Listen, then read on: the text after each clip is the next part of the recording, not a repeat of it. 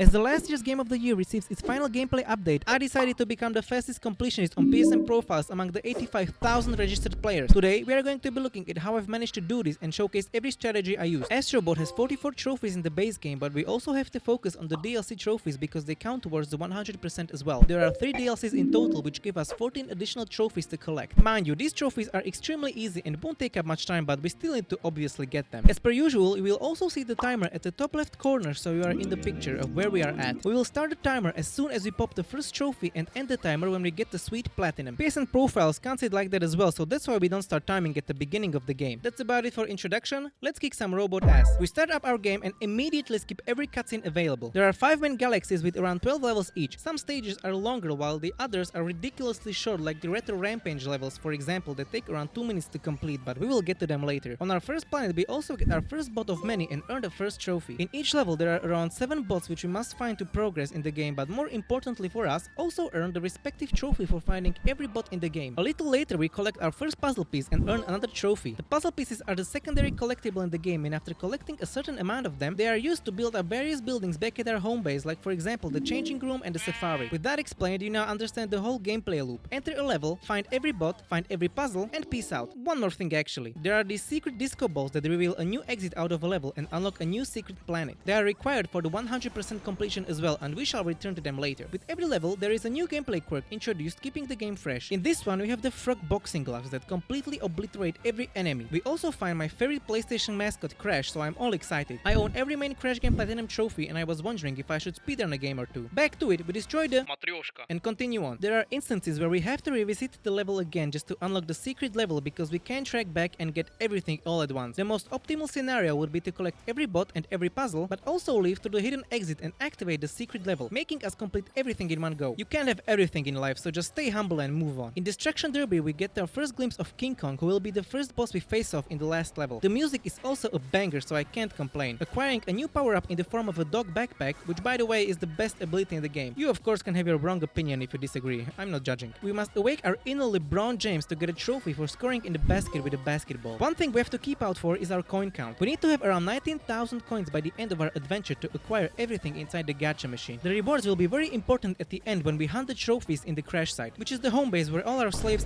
friends, go to after we save them. Making our way to the first boss fight, we engage in a thrilling battle against the mentioned monkey. I don't know about you, but I feel like little Astro goes over the top here and just overkills him completely. Just look at what happens to this poor monkey. It's just a straight up murder, like what? When we are done with Donkey Kong, we head over to a special level that has a unique theme of the game called Ape Escape, another PSN classic that you probably didn't play. Don't worry though, not your fault you were born after the year 2000. Our objective is to catch every monkey running around, as you might have guessed. We also get another trophy for catching this golden butterfly that was hiding inside a bush. We rescue the mothership's memory, slot that bad boy right in, and get a trophy for it as well. We just need to do this 4 more times and we should be good. We visit the first galaxy again to complete every bonus, or let's say smaller stages, like for example the rolling armadillo level, retro rampage, and crumble rumble to rescue every single bot. Arriving home we unlock the gacha machine where I'm really itching to go, but that will have to wait. Before we can move on to the next galaxy, we must first locate it by a satellite that is just chilling in our home base. As you might have noticed, the speedrun of this game is defined by simply not dying. There is almost no movement tech that allows us to go faster, besides maybe the extended jump that you perform by attacking in the air, which stalls you for a few frames, but it's nothing too crazy. Simply not dying and knowing where to go to not miss a collectible is our only weapon to finish fast. Only in speedrunning is that a good thing. The monkey power-up is extremely annoying in my opinion. Anytime there is a section where it is required of us to climb, I just feel like a complete idiot, since the way you control it is by leaning your controller from one side to the other depending on which hand you want to use. Strong Xbox 360 Kinect vibes with this one. We didn't take a single death yet, which puts us on a really nice pace as we enter Trunk or Funk, where we grow this tree fella by spraying some water on him. We of course don't stop and waterboard him for a little while before letting go. Little Astro acts all nice, but keep an eye out for his actions. On this next level we rescue Ellie and Joel from The Last of Us, which is conveniently my previous video you should definitely watch. We collect another cool trophy by pulling out these caterpillar boys at the same time and find our next murder victim. Just look, this is what I was talking about. We headbutt him, punch him, poke his eyes, and if that wasn't enough, blast his ass across the universe, Team Rocket style. Another unique level, and oh boy, this one is amazing since it is in a God of War theme and has us playing as Kratos. Just like in the previous 2 games 2018 and Ragnarok, we must destroy every glowing raven that operates as a security camera. If you play the games, you know what I'm talking about. Slotting in our second bad boy and kicking another satellite, we visit the Squid Galaxy again to collect the remaining bots. In this galaxy we also get introduced to the symbol levels, which are quite hard to complete. On one of these levels I low-key get stuck for a little while, but nothing we can recover from. Controlling the armadillo armadillo is very challenging for me, so anytime we have to use it, I just dread it. Rescuing every bot rewards us a trophy and we can finally visit my favorite level. Just something about it really pulls me in, I'm not sure what. The Serpent Galaxy is one of my favorites since I find every level extremely engaging. Also, I really love this robot level. It makes me want to visit Bora Bora or Maldives or fucking Bulgaria or something like that. Continuing our spree of murders and criminal activities, this boss is actually extremely cool, just look at the action going on. Absolute cinema. Getting rid of the snake unlocks the third unique level, and this time we have Uncharted. Really fun level where we rescue bots and find every puzzle piece as per usual, but also as a bonus, we must find these hidden eggs, which there are only 3 of them for the trophy. One is hidden behind a puzzle, one isn't even hidden, like what the fuck, and the last one is semi-hidden, but all you have to do is simply look around. As we land back home, we unlock the garage where we can equip skins for our flying ship, slot the GPU back in, get a trophy, and assault another satellite. We again return to collect every remaining bot and get our trophy. On the 4th galaxy, we have an Egypt level, which is cool besides the fact that I completely forget the location of a puzzle piece and search aimlessly for it. Thankfully we got it in the end. Next, we have a water level where we get introduced to a penguin power-up that allows us to swim way faster. A sky level which is really annoying for me because of the bubble or cloud or whatever the fuck power-up that makes me want to pull out my hair sometimes. And lastly, a planet with my favorite theme. Spooky time!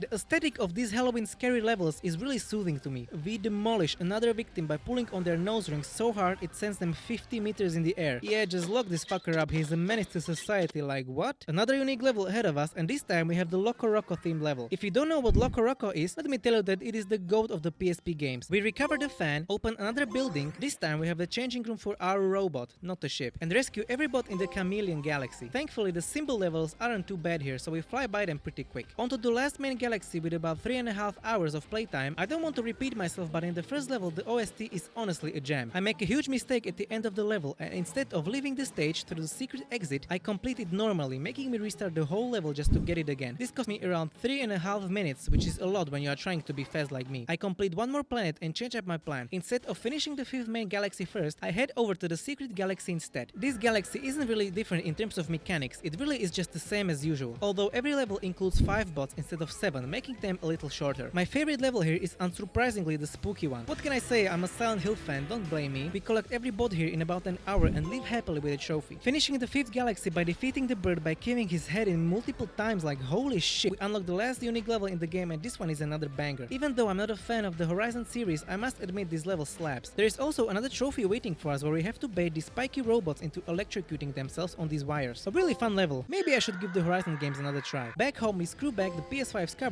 and open up a safari park. The safari park is important to us since we will need the camera that is located there for a couple of trophies later, and oh my god, we're getting invaded. Let's kill this fucking guy finally. In the process of doing that, our little robot here gets destroyed, but since Sony knew that this game would grant them millions in profit, we get resurrected and celebrate Mike Wazowski's death. You have no idea, but we will be coming back to this level to farm coins later. For now though, we shall focus on the DLC stages. There are 2 DLC galaxies and 1 Christmas themed level we must complete. These individual levels are honestly the hardest part of the game. Luckily, each level lasts only about a minute, and I'm a professional gamer with a 6-figure salary, so this is no issue for a guy like me. Getting spammed with trophies here since literally every single level here gives us one. If you didn't believe me earlier, I played so well the devs suspected I was a cheater and they tried to shut me down, but they learned quickly that they can't contain a beast like me. Their next strategy was to throw a level my way that I would struggle in, and unfortunately they succeeded. I suffered through this horrible power-up which I can't stand and got it done. Okay, I'm exaggerating a little, but anyways, if you would like to see a true difficult game done in a short time, you should subscribe, since at 1000 subscribers I will complete Super Meat Boy under 10 hours, an infamous hardcore platinum that you are probably aware of. We complete the rest of the speedrun levels that really don't give us any trouble, go back and finish up the 5th main galaxy since I realized I was missing a bot, and lastly, we move on to the Christmas themed DLC where I get extremely confused for some reason. I'm not sure if it was because of the fact that I played for 6.5 hours straight by this point or what, but I wasted so much time on this level, it's shocking. I spent extra 8 additional minutes just looking for the bots than I should have. Other than that, this level is a pretty cute way to celebrate Christmas, so I can't hate here. I'm really glad I played this shit in March, really feeling the Christmas spirit, I have to tell you. Now with every bot rescued except the ones in the crash site, which is our home base, we jump right into collecting various trophies. These are all pretty simple, so let's not waste any time. First up, we have to witness the whole console sink by climbing up the scaffolding. Easy. Next up, we break up a wall of bots while completing the rest of the crash site collectibles. Another easy one. And finally, I can engage with my dream activity.